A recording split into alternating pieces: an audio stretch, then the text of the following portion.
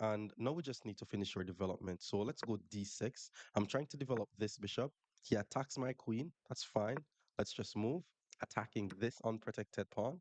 Then once he takes, we take with the bishop. Now we're just developing the rest of our pieces. He develops his bishop as well. Let's develop our knight. There's another very nice idea that is coming. I want you guys to notice how both of my bishops is pointing towards his king. So look on what I'm about to do. I'm actually going to play the move queen to h5. The goal is to checkmate on the h2 square, but his knight is guarded.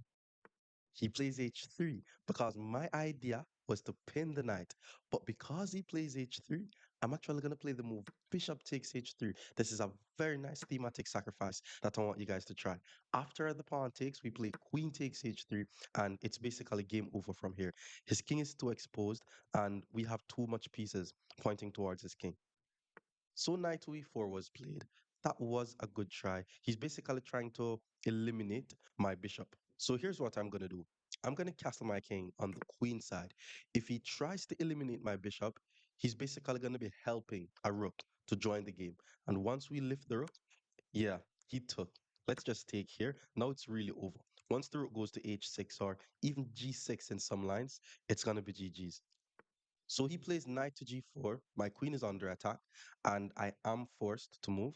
Let's go queen to h4 here. Knight takes f7 is an idea, but not something that I'm afraid of because his king is too weak. So now both of my rooks are forked. And maybe you guys are thinking, okay, this is dead lost. I'm not even going to move any other rooks. I'm going to play knight to g4 here.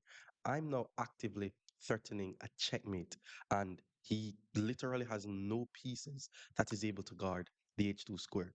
He took my rook with check, and I'm actually not going to take the knight because if I take the knight, he's able to check and get rid of my knight. So I'm just going to move my king out the way.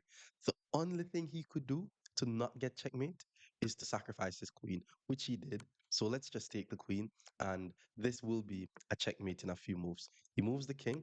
Let's give another check. The king now has to move. Okay, he puts the king here.